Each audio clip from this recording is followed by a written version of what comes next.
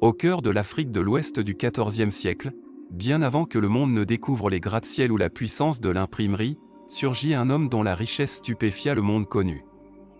Il s'appelait Mansa Musa, l'empereur du Mali, et à ce jour, il est souvent considéré comme la personne la plus riche ayant jamais vécu. Son histoire ne se résume pas à l'or et à la grandeur, mais incarne aussi la culture, la foi, l'ambition et un héritage qui a transformé à jamais la perception mondiale de l'Afrique. Musa Keïta Ier, plus connu sous le nom de Mansa Musa, accéda au pouvoir en 1312 de notre ère. Il n'était pas destiné à monter sur le trône. En réalité, son ascension fut tout à fait extraordinaire. L'empereur qui le précédait, Mansa Abu Bakr II, était obsédé par l'océan Atlantique. Animé par la curiosité, Abu Bakr arma une immense flotte pour explorer cette mer inconnue, persuadé qu'il existait quelque chose au-delà de l'horizon occidental. Il confia l'empire à Musa en tant que régent et ne revint jamais. Qu'il se soit perdu en mer ou ait découvert un autre monde, l'histoire ne le dit pas. Ce que l'on sait, c'est que Musa monta sur le trône et transforma le Mali en un phare de richesse, de culture et de piété religieuse. À l'époque du règne de Mansa Musa, l'empire du Mali était déjà une puissance majeure en Afrique. Il s'étendait de la côte atlantique jusqu'aux terres intérieures, englobant des régions qui correspondent aujourd'hui au Sénégal, à la Mauritanie, au Mali, au Burkina Faso, au Niger, à la Gambie, à la Guinée et à la Côte d'Ivoire. L'empire reposait sur des terres riches en ressources naturelles, notamment en or. À cette époque, l'Afrique de l'Ouest fournissait plus de la moitié de l'or du Vieux Monde, et le Mali en était l'épicentre éclatant. Mais la richesse seule ne crée pas une légende. Ce qui distinguait Mansa Musa, ce n'était pas seulement sa fortune immense, mais la manière dont il l'a utilisée. L'un des épisodes les plus célèbres de sa vie fut son pèlerinage à la Mecque en 1324, un voyage qui allait faire de lui une légende mondiale. En tant que musulman pieux, Mansa Musa entreprit le Hajj, le pèlerinage sacré exigé de tout musulman capable physiquement et financièrement de l'effectuer au moins une fois dans sa vie. Mais Musa ne se contenta pas de voyager vers la Mecque, il transforma le pèlerinage en une démonstration de faste qui laissa les villes émerveillées et bouleversa les économies pendant des années. Les récits arabes et européens décrivent la caravane de Mansa Musa comme véritablement somptueuse. On dit qu'il voyageait avec une suite de 60 000 hommes, dont 12 000 esclaves, tous vêtus de brocart et de soie persane. Une centaine de chameaux les accompagnaient, chacun portant des centaines de kilos de poussière d'or. Il y avait des héros, des fonctionnaires, des marchands, des soldats et des serviteurs. Partout où la caravane s'arrêtait, elle laissait derrière elle des récits de générosité et de splendeur. Lorsque Musa arriva au Caire, capitale du sultanat mamelouk, sa présence provoqua une véritable sensation. Les chroniqueurs égyptiens le décrivent comme pieux, humble et généreux au-delà de toute imagination. Il donna tant d'or aux pauvres et au marché du Caire que cela provoqua une dévaluation temporaire de l'or dans la région. Les prix s'envolèrent, et les effets persistèrent pendant plus d'une décennie. Certains économistes considèrent même cet événement comme l'un des premiers exemples d'inflation causée par un seul individu. Mais ce pèlerinage n'était pas qu'une démonstration de richesse. C'était aussi un voyage spirituel et intellectuel. Mansa Musa visita des érudits, des mosquées et des sites religieux en chemin. Il échangea avec des théologiens, des juristes et des poètes. Il s'intéressait profondément au savoir islamique et revint au Mali avec des livres, des connaissances et des hommes instruits qui contribuèrent à l'épanouissement intellectuel de son empire. Parmi eux se trouvaient des architectes et des savants venus d'Égypte et du reste du monde islamique. À son retour, Mansa Musa lança un vaste programme de construction. Il fit édifier des mosquées, des bibliothèques et des madrasas dans tout l'empire, notamment à Tombouctou et à Gao. À Tombouctou, il fit bâtir la légendaire mosquée de Djingarébert, qui se dresse encore aujourd'hui, témoignage de sa vision et de sa foi. Sous le patronage de Musa, Tombouctou devint un centre intellectuel florissant, attirant des savants de tout le monde islamique. Les bibliothèques regorgeaient de manuscrits en astronomie, médecine, droit et théologie.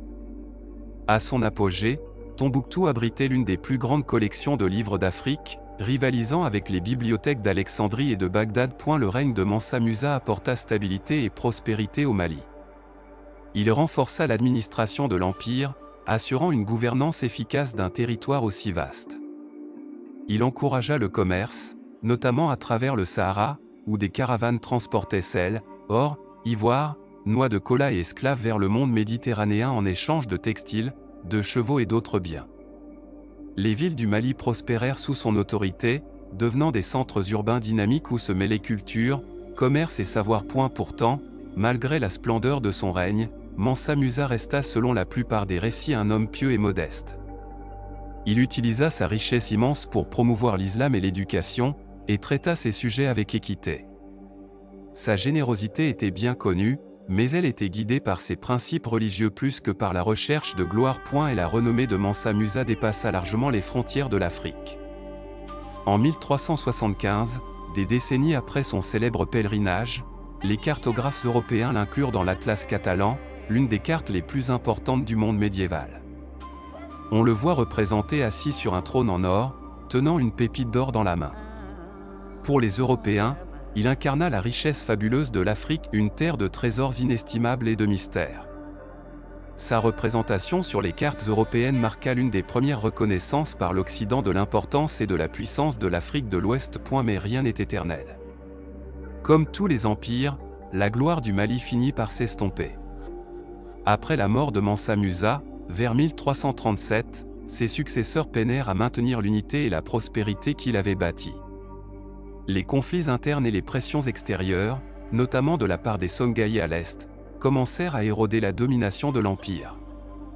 Au cours du siècle suivant, le Mali déclina, et l'empire Songhai s'éleva comme nouvelle puissance en Afrique de l'Ouest. Cependant, la légende de Mansa Musa perdura. Son histoire fut préservée dans les écrits d'historiens arabes comme Al-Umari et Ibn Khaldoun. Les traditions orales maintinrent sa mémoire vivante en Afrique de l'Ouest. Et des siècles plus tard, à mesure que l'histoire de l'Afrique fut revisitée et redécouverte, Mansa Musa réapparut comme un symbole de la grandeur africaine, un contre-récit face aux mythes coloniaux d'un continent prétendument sans civilisation. À l'ère moderne, le nom de Mansa Musa refait surface dans les discussions sur la richesse, le pouvoir et les histoires oubliées de l'Afrique. Des économistes ont tenté d'estimer sa fortune en équivalent actuel, suggérant qu'elle pourrait s'élever à des centaines de milliards de dollars. Mais même de telles estimations ne sauraient pleinement saisir l'étendue de son influence. Sa richesse ne résidait pas uniquement dans l'or, mais dans sa vision et dans sa capacité à façonner un empire, à promouvoir le savoir et la foi, et à marquer l'imaginaire mondial. Plus encore, Mansa Musa bouscule les perceptions. Il rappelle au monde que l'Afrique n'a pas été un simple décor passif de l'histoire, mais un lieu d'innovation, de leadership et de complexité.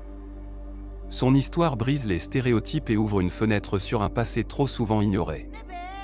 À travers Mansa Musa, nous découvrons une Afrique riche non seulement en ressources, mais aussi en intellect, en culture et en puissance. Aujourd'hui encore, les visiteurs du Mali peuvent trouver des traces de son règne.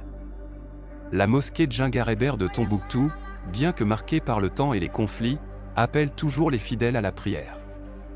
Des manuscrits datant de l'âge d'or de Tombouctou sont conservés et étudiés, révélant la profondeur des savoirs qui florissaient autrefois dans cette cité du désert. Et l'histoire de Mansa Musa continue d'inspirer des manuels scolaires aux documentaires, en passant par les jeux vidéo, captivant l'imagination de nouvelles générations désireuses de comprendre la richesse du passé africain. Dans un monde obsédé par la richesse et le pouvoir, Mansa Musa se distingue.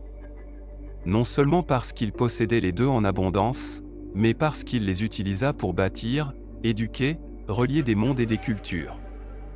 Son pèlerinage ne fut pas seulement un voyage vers la Mecque, mais un voyage qui projeta le Mali sur la scène mondiale. Son empire n'était pas simplement un royaume d'or, mais un royaume d'idées, de foi et d'accomplissements humains. Ainsi, l'histoire de Mansa Musa n'est pas une simple curiosité historique, elle est un puissant rappel de ce que le leadership peut être lorsqu'il est guidé par un but, une foi et une vision. Sa vie fut un pont entre l'Afrique et le reste du monde, une lumière dans un âge trop souvent oublié, et un héritage qui continue de briller plus de 7 siècles plus tard.